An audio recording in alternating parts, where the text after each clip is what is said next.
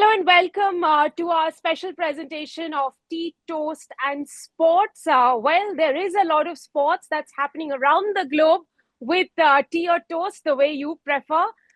This morning, I have the former strength and conditioning coach of Indian cricket team with me, Ramji Srinivasan, to talk about the different injuries that have been happening to the players in the Indian cricket team. Where are we heading? Why so many injuries? Is it the lack of workload management? Is it the lack of transparency within the system? Where are we heading to? But first up, the big news that came in on Wednesday night of Rishabh Pant getting injured. Ramji, thank you very much for joining us. Please break it down for us. How would you really, classify that injury? Would you call it a freak injury?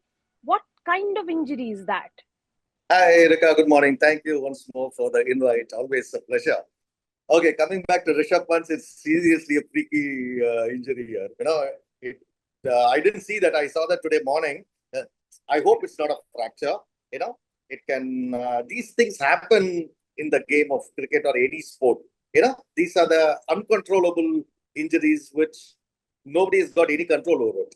So I hope this kid is okay and it's not a fracture.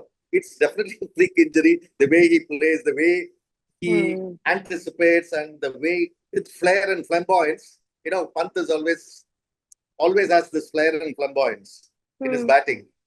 So these are the minor glitches. I don't see any major issue regarding Pant's.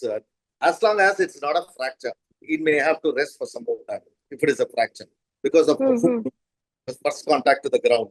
So it may take some more time if it is a fracture. Other than that, these things happen. Right. Would you also say these kind of injuries a player can pick up when he or she has an unconventional action, unconventional way of moving around his or her body, and as a result, these kind of things happen? Because it's not that a ball came and struck him directly, but it was him trying to sweep the English bowler, and it is his own bat that struck him. That's why it's freaky.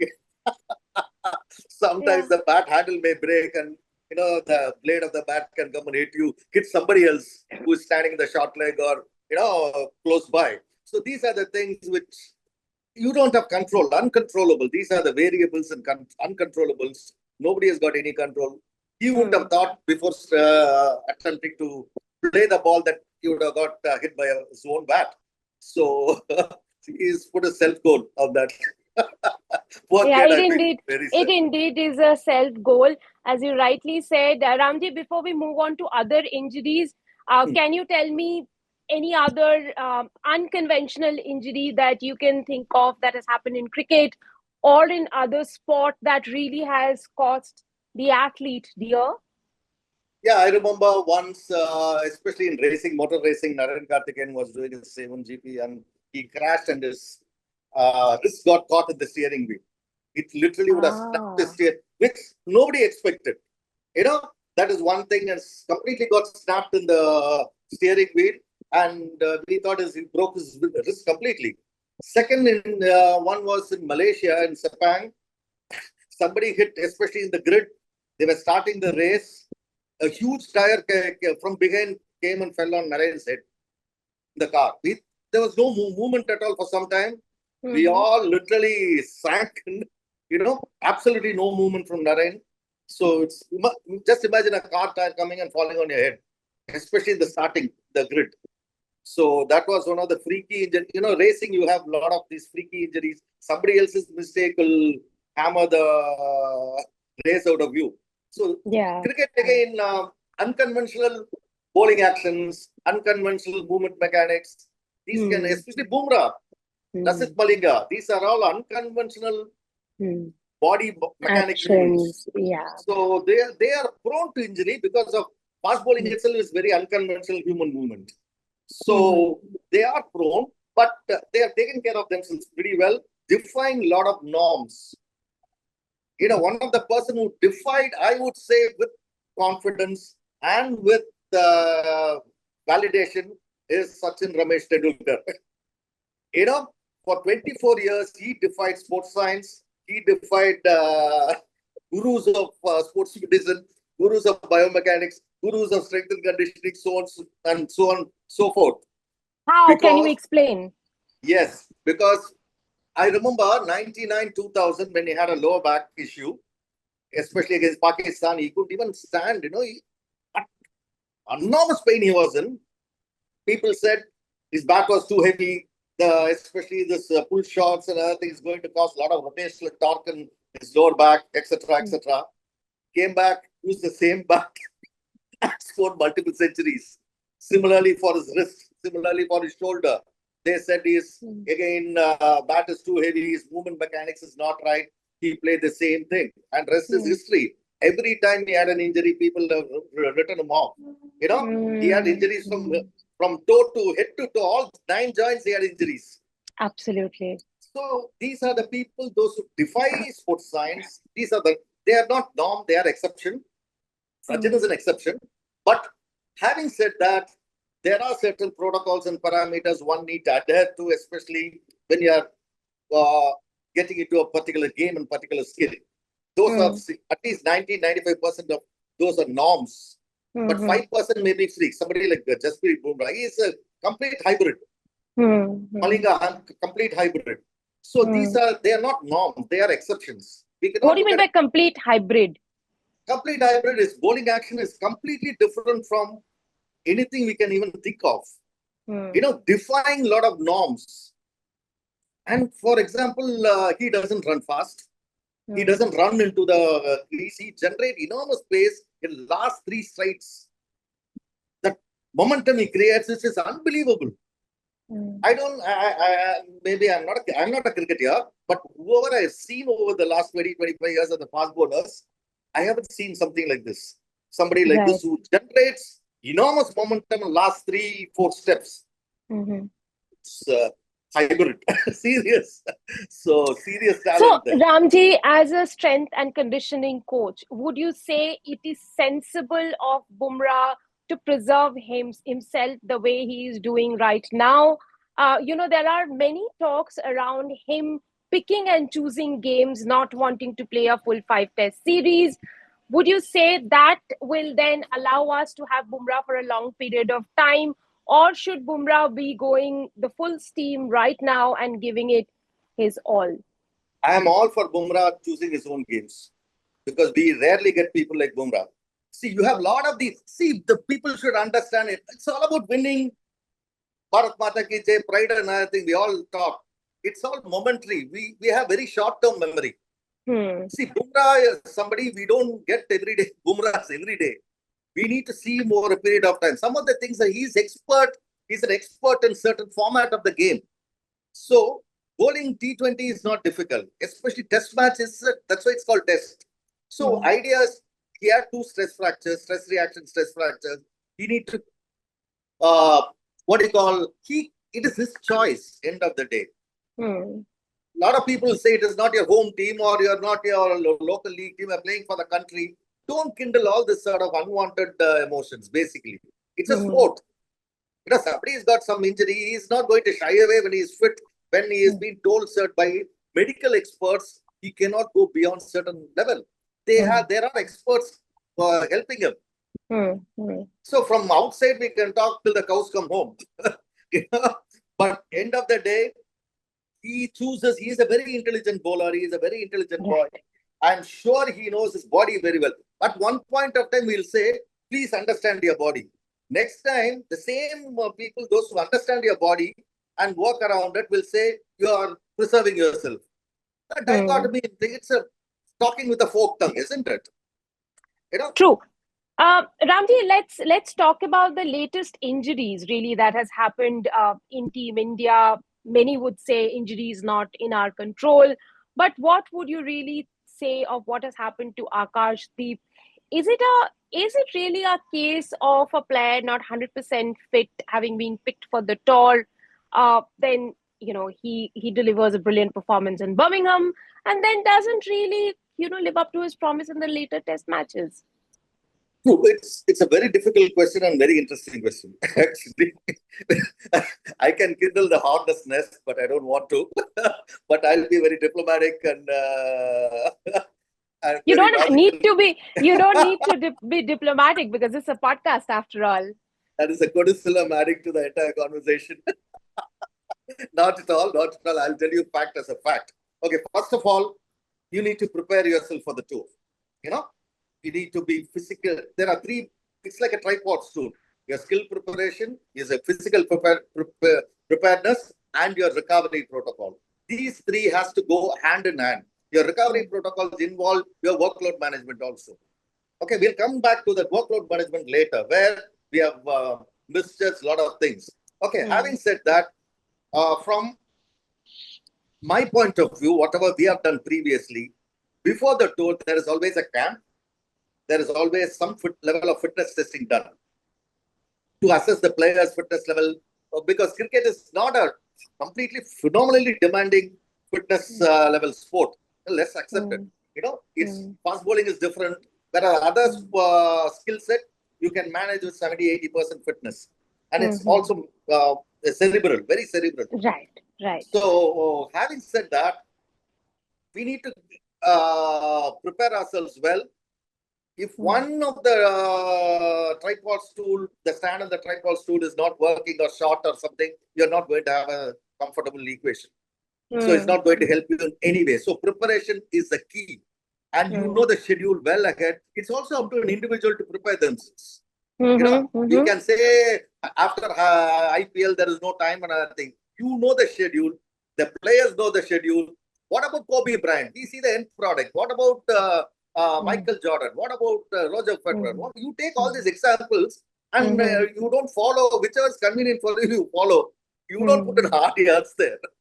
You know, we have so you would say that the blame squarely lies on the player, on Akashdeep. As a professional, if you want to be treated like a professional, you have to behave like a professional. That is very clear, isn't it? If I'm demanding 10 crores a year as my CEO or CFO or something, I need to deliver. Nobody likes my face and give me 10 crores. Right. That can happen in movie industry, not in sport. You have to deliver. So for deliverables, only they pay you. So when you are a professional, you mean to say that any Ranji Trophy guys get this amount of money? You're representing a country. So you have equal amount of responsibility in preparing yourself and preserving yourself. So that is very important. Very important point you've made, that the blame probably in the end lies squarely on the player. And what about Nitish Kumar Reddy? You know, he was doing his fitness drills, apparently, what we learned, and he got injured, and now he's out of the tour. No, I heard that. I would say Adrian Leno is one of the best in the business in the world. Best in business. You know, I would like to He's been with the Indian cricket team before as well. He was with the Indian team in 2002-03. I remember he was very good. It was before your time? Yeah, much before my time. Then Gregory came in. Then I came in. In 2008-09, I came into the side. So before that, it was Adrian Leno was the first SNC. Oh, no. Yeah, first SNC. Second was Gregory King. Third was me.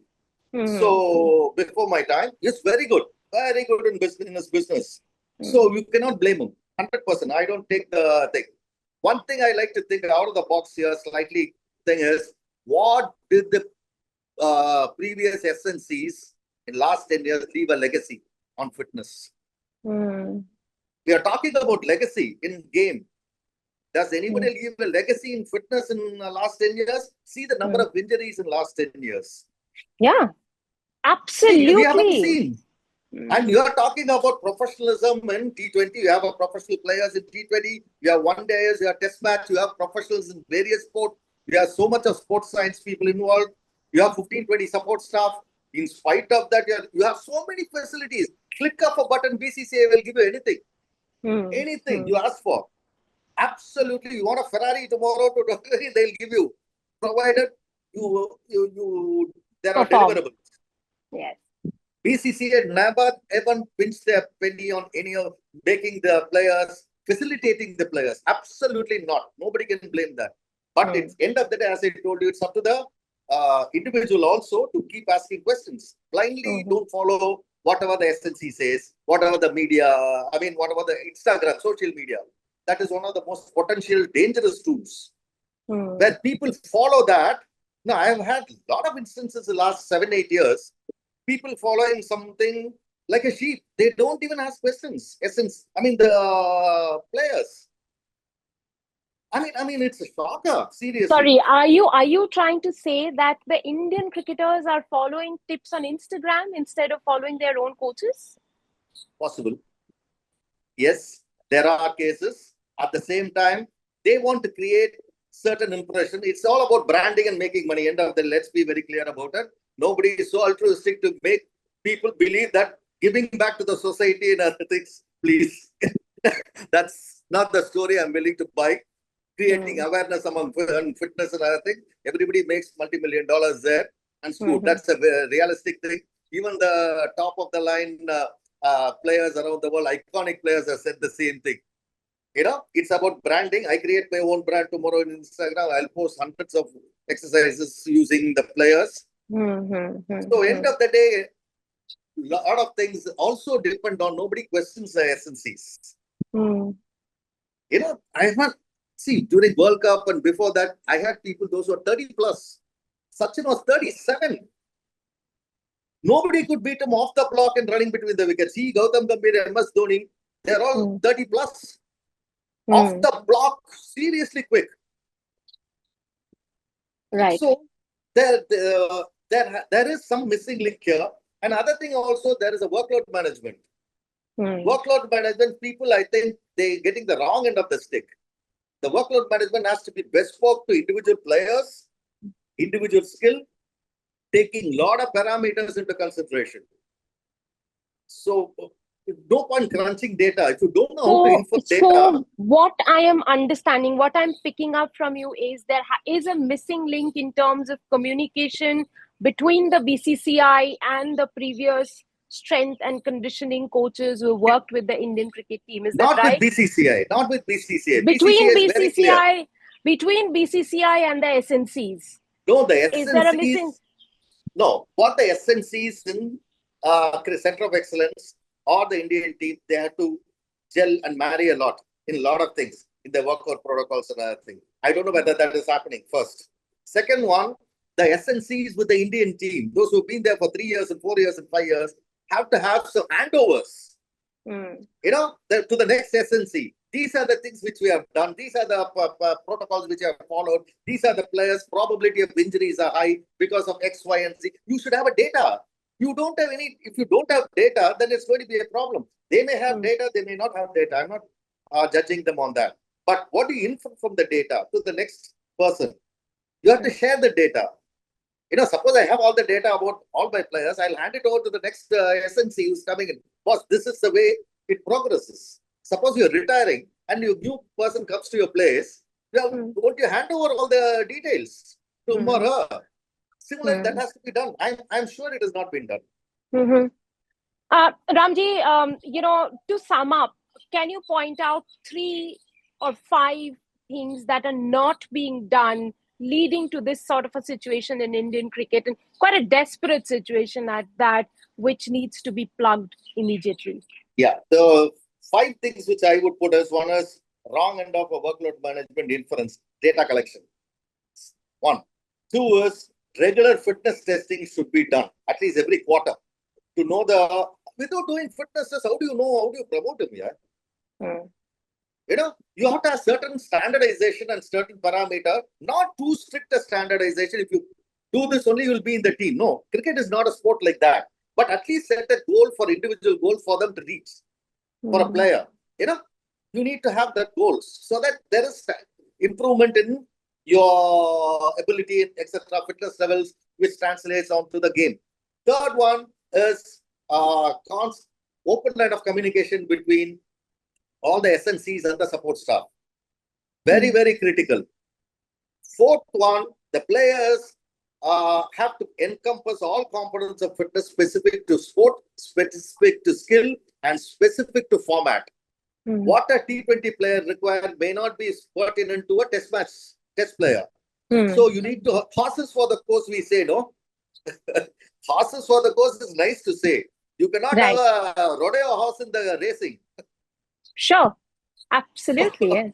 So how do you choose horses for the courses? When there is no process in place to choose the horses for the courses, then it becomes a rhetoric thing. So last one is Pakka recovery process in tandem with whatever the protocols are set. You need to set a Pakka process and protocols for every verticals. So then it may take time, but it has to be Indianized. Again and again, I'm telling you, it has to be Indianized. It cannot be cut and paste from Australia or England or South Africa or anywhere in the world. Because the needs are different. Genetically, we are different. Food habits are different. There are so many variables. So, can they eat dal chawal every day? So does Andrew Lippers understand this Indianization process that you're talking about? Of course, Andrew and Adrian knows. Adrian is very, very good. I have full faith in him. Actually, he's a sports scientist. He cannot be a seriously good man. You know. So Andrew, again, they're professionals, and we need to. Somebody has to put the head on the block and take it. Face the music. Sorry, I meant Adrian Leroux, not Andrew Lippers. Yeah, Adrian, your colleague. So right. Yeah, these are some of the factors which you need to set a Pakka process and protocols rather than telling why should we reinvent the wheel. It is a very beautiful thing to say. It's why should we reinvent the wheel? Can we use the same Egyptian wheel which is used for chariot and Formula One? It's also a wheel. We can't. Yeah. You have to adapt and adopt.